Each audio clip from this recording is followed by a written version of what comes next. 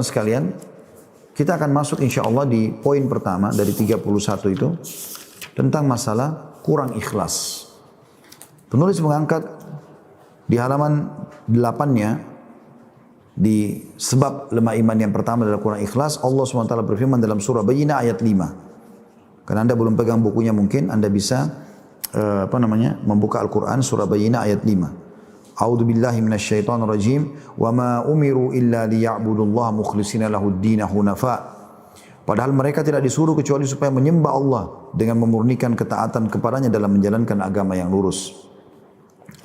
Jadi di sini ada potongan ayat memurnikan ketaatan kepadanya, kepada Allah maksudnya, berarti ikhlas. Juga dalam surah Al-Hajj ayat 37 dalil yang kedua Allah berfirman, A'udzu billahi minasyaitonir rajim la yanalallaha luhumuha wala dima'uha walakin yanalut taqwa minkum. Daging-daging unta dan darah-darah yang kalian sembelih itu untuk kurban sekali-kali tidak dapat mencapai keridhaan Allah, akan tetapi ketakwaan dari kamulah yang dapat mencapainya. Allah tidak butuh dagingnya, tidak butuh darahnya, yang butuh kamu tahu ini sebuah perintah atau enggak. Ibnu Abbas radhiyallahu anhu berkata, artinya adalah bahwa yang dapat sampai kepada Allah adalah niat dari orang yang melakukan hal itu. Dan nilai suatu perbuatan amat tergantung pada niat. Barang siapa yang baik niatnya, maka perbuatannya itu akan menjadi baik dan ia pasti teguh, terhindar dari kelemahan dan terhindar dari fitnah dalam beragama, dan ia akan terhindar dari kesesatan dan penyimpangan sebagaimana Allah berfirman dalam surah Al-Hijr ayat 40. Surah Al-Hijr ayat 40. A'udzu billahi minasyaitonir rajim illa ibadaka minhumul mukhlasin. Iblis berkata, ya, saya akan sesatkan mereka semua anak Adam ini kecuali hamba-hambamu yang ikhlas di antara mereka. Baik teman-teman sekalian, kita akan coba bedah dulu sebelum melanjutkan paragrafnya. Amal itu yang Anda kerjakan, mau sholat, mau puasa, mau haji, mau umrah, mau sedekah, bakti sama orang tua, jenguk orang sakit, zikir, berdoa dan segala macam, hanya akan diterima kalau memenuhi dua syarat mutlak. Yang pertama, ikhlas. Kata Nabi SAW dalam hadis riwayat Abu Dawud dengan sanad sahih, Inna Allah la yakbalu amalan illa makana khalisan liwajhi.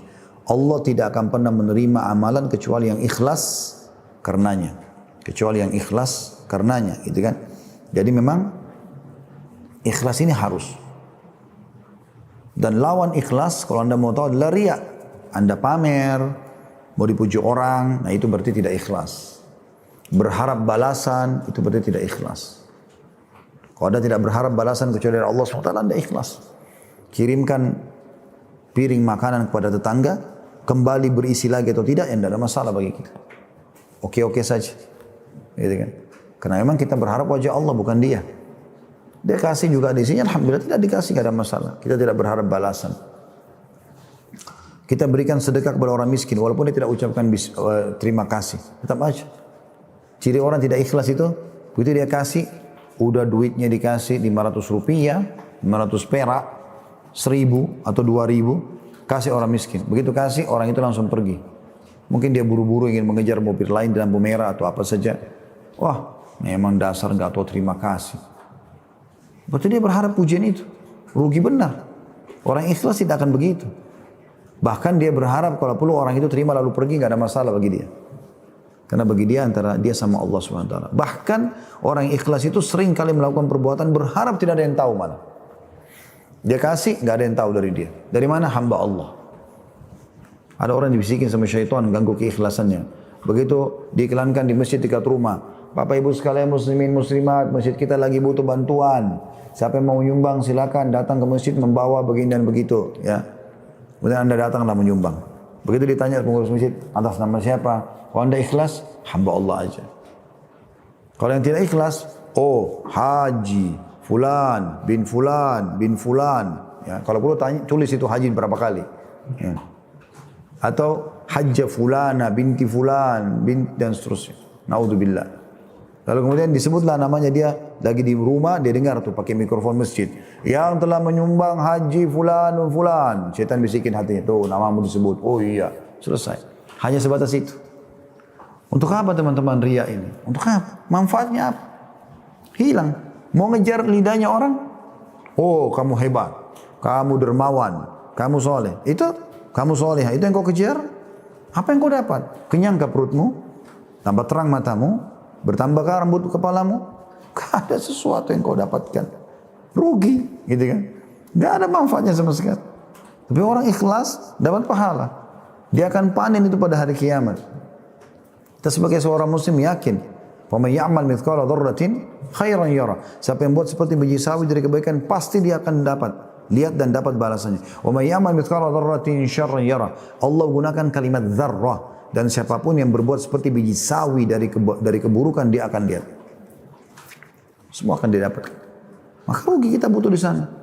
Saya kasih resep kalau orang mau riak sebenarnya. Daripada antum sholat malam, udah 1 jam, 2 jam sholat malam, udah khusyuk, udah berdoa.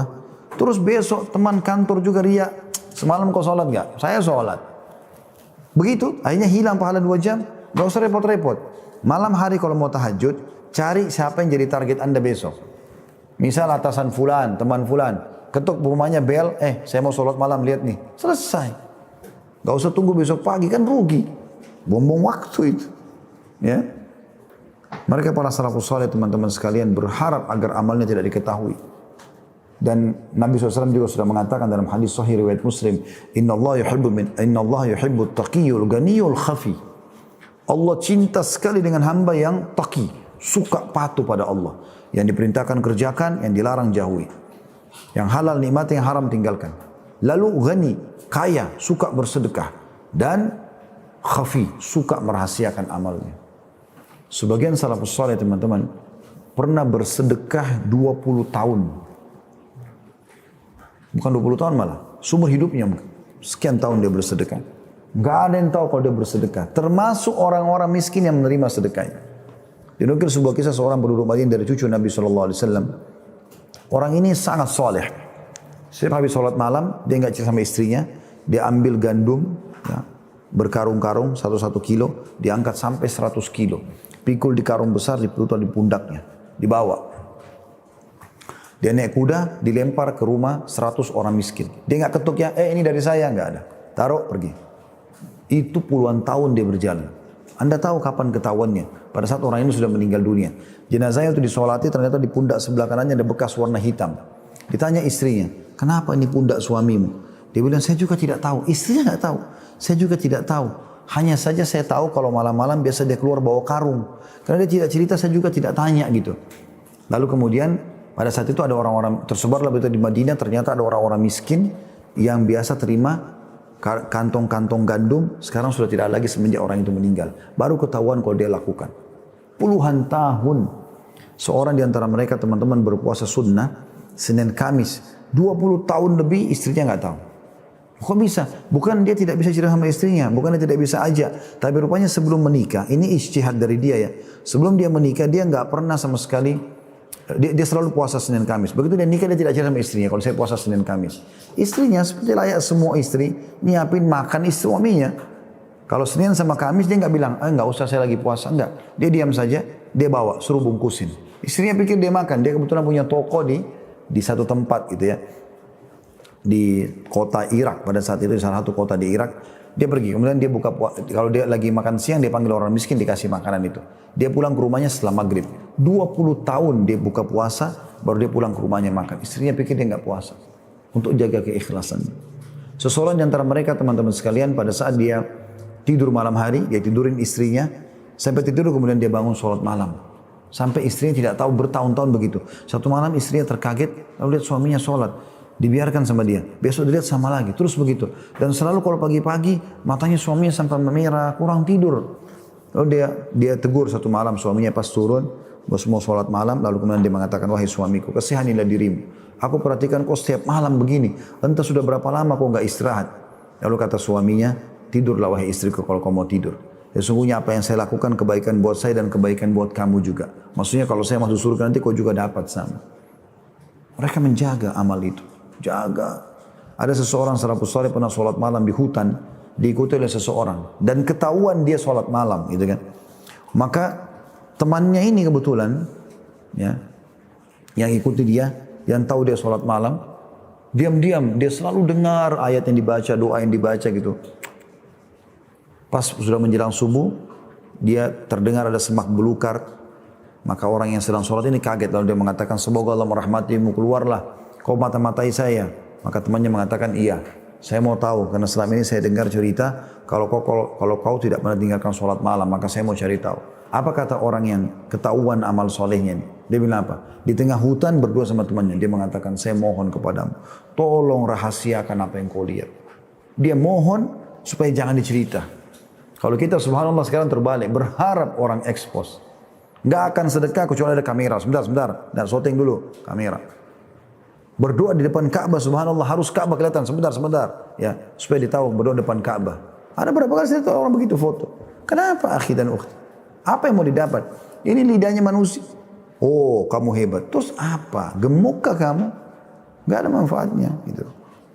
Harus hati-hati. Karena sayang. Amal kita akan dibangkitkan hari kiamat dan kita hanya diterima ya dari amal kita adalah yang penuh dengan keikhlasan. Oleh karena itu disebutkan, kata penulis, diriwayatkan dari Umar bin Khattab radhiyallahu anhu bahwasanya Rasulullah SAW bersabda, innamal a'malu binniyati wa innamal likulli imri'in ma nawa. Sesungguhnya pekerjaan-pekerjaan itu tergantung pada niat-niatnya dan sesungguhnya setiap orang akan mendapatkan ganjaran perbuatan sesuai dengan yang dia niatkan. Hadis riwayat Bukhari Muslim. Imam Nawawi rahimahullah berkata, ini adalah hadis sahih yang telah disepakati kesahihannya dan disepakati sebagai satu di antara hadis-hadis yang berkedudukan dan keutamanya sangat besar serta merupakan salah satu di antara hadis-hadis yang menjadi dasar-dasar Islam. Ikhlas adalah di mana pujian dan hinaan manusia sama nilainya di sisimu dan kesepadanan antara yang lahir dan yang batin pada dirimu. Pada zaman ini keikhlasan merupakan barang langka, dalam kurung tidak ada yang memilikinya kecuali bagi mereka yang dirahmati Allah, apalagi di tengah kehidupan yang penuh dengan tipu daya, lemahnya muraqabah atau mawas diri dan keyakinan.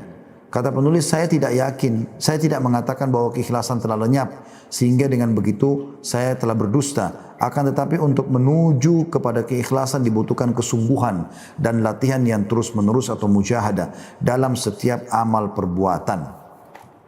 Salah satu ciri ikhlas teman-teman sekalian adalah tidak menceritakan amal. Kalau dia ditanya, baru dia jawab. Kalau ada orang tidak ditanya cerita, berarti sudah jelas riya. Terutama masalah ibadah gitu kan. Kau puasa enggak? Kau puasa? Saya puasa. Enggak ada yang nanya. Siapa yang nanya kamu? Halo? Gitu kan. Kan enggak boleh. Gitu kan aneh benar. Tapi kalau kita mau ke masjid, tiba-tiba ada yang tanya. Mau kemana? Pak, mau kemana? Masa kita bilang, kalau saya bilang riya nih. Kan tidak mungkin. Ya saya mau ke masjid. Kan lagi ditanya. Kalau ditanya beda. Kalau tidak ditanya, nah ini jadi masalah. Satu perbuatan jika telah dinodai dengan berbagai macam noda berupa riya atau mencari kemasyhuran, maka sungguhnya sikap itu akan menjadikan seseorang lemah dalam melaksanakan pekerjaan itu. Bahkan pekerjaan itu akan menjadi sia-sia. Dari Abu Hurairah radhiyallahu anhu ia berkata, aku mendengarkan Rasulullah SAW bersabda, qala Allah Ta'ala, ana agna syurakai an syirk, man amila amalan asyraka fihi ma'i ghairi taraktuhu wa syirku. Allah yang maha tinggi telah berfirman, aku paling sangat tidak membutuhkan kesyirikan. Partner, Allah enggak butuh itu. Ya, jadi ikut sertakan Allah salat untuk Allah tapi juga untuk dipuji sama orang. Allah enggak butuh itu. Maka barang siapa yang telah melakukan suatu perbuatan yang dalamnya perbuatan itu yang mempersekutukanku dengan selain aku, kata Allah, maka aku akan meninggalkannya dan perbuatan syiriknya itu. Hadis sahih riwayat Muslim. Terkadang seseorang telah beriltizam atau bersikap konsisten hingga ia termasuk dalam golongan orang-orang yang konsisten. Akan tapi tujuannya bukan untuk konsisten itu sendiri dan tidak pula bertujuan untuk mendapat ridha Allah, melainkan ia memiliki maksud-maksud lain yang dengan cepat akan menghancurkan sikap konsistennya itu. Karena ia tidak mengharapkan Allah dan juga kehidupan akhir. Abu Al-Qasim Al-Qusairi rahimahullah berkata, ikhlas itu adalah memusatkan niat dalam melaksanakan ketaatan hanya kepada Allah yang maha suci semata, yaitu melakukan ketaatan dengan maksud hanya untuk taqarrub atau mendekatkan diri kepada Allah. Tidak ada maksud lain, seperti untuk mendapat perhatian, pujian manusia, atau tujuan-tujuan lain yang bukan untuk mendekatkan diri atau taqarrub kepada Allah. Sahal bin Abdullah At-Tasatturi rahimahullah berkata, ketika orang-orang bijak menafsirkan ikhlas, maka mereka tidak mendapatkan selain pengertian bahwa hendaknya bergerak atau berdiamnya seseorang dalam situasi terlihat ataupun tersembunyi adalah hanya karena Allah semata. Tidak dinodai oleh hawa nafsu ataupun dorongan duniawi. Terakhir paragrafnya teman-teman sekalian, maka barang siapa yang mendambakan keselamatan di dunia dan di akhirat, maka hendaknya ia bersikap ikhlas dan terus-menerus mengawasi niatnya, karena hanya dengan sikap itulah suatu perbuatan memiliki nilai ibadah. Pekerjaan sedikit atau kecil yang disertai keikhlasan itu lebih baik daripada pekerjaan banyak yang hampa tanpa keikhlasan. Saya akan tutup teman-teman sekalian dengan kisah Zubaidah rahimahullah. Anda mungkin tidak tahu siapa Zubaidah. Ya. Itu bukan orang Indonesia, tapi dia adalah salah satu ratu Islam. Zubaidah, namanya dia Amatullah. Ya. Dia adalah istri Harun al-Rashid, salah satu khalifah di zaman Abbasiyah, yang terkenal dengan kekuatannya, keberaniannya dan segala macam. Teman-teman sekalian, Zubaidah ini terkenal sudah cantik, saking cantiknya sampai dipanggil Zubaidah. Zubaidah dari bahasa Zubda. Zubda itu artinya mentega, lembut, warnanya bagus gitu-gitu ya. Orang juga pakainya mudah dan seterusnya.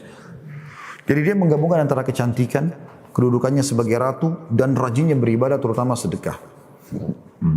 Tidak pernah teman-teman ada satu titik kesempatan sedekah kecuali beliau sedekah. Kalau Anda keluar dari Arafah menuju ke Muzdalifah satu waktu Anda pergi haji atau Anda umrah insyaAllah, pada saat Allah juga sudah bukakan kembali biidznillah, maka antara Arafah dengan Muzdalifah itu ada gunung, itu umumnya pasti dilewati oleh bus-bus umumnya ya. Di sebelah kanan itu ada gunung, kalau Anda menuju ke Muzdalifah ada tembok seperti tembok benteng tapi tidak terlalu besar ya. Itu panjang sekali, itu adalah saluran air Zam-Zam. Dan juga antara Mekah, Taif sampai ke Irak ya, karena dulu ibu kota dinasti Abbasiyah dulu di Irak ya. Sampai ke Irak ya, di Baghdad itu setiap berapa meter sekali, berapa, mungkin kalau kita sekarang ukuran 1 kiloan atau 2 kilo, pasti ada sumur. Ada sumur, itu semua perbuatannya Zubaidah rahimahullah. Jadi beliau suka sekali melihat, oh ternyata waktu pergi haji kok susah sekali ya jemaah haji ini. Padahal zaman dulu tuh dia pun, walaupun dia ratu, dia pakai unta. Gak ada AC kayak kita sekarang. Tetap capek gitu kan. Tapi beliau akhirnya buat uangnya dia sendiri pribadi, mulailah dia buat sumur-sumur sampai hanya jadi semua. Setiap ada jihad, dia ikut partisipasi. Semua dia ikutin, subhanallah.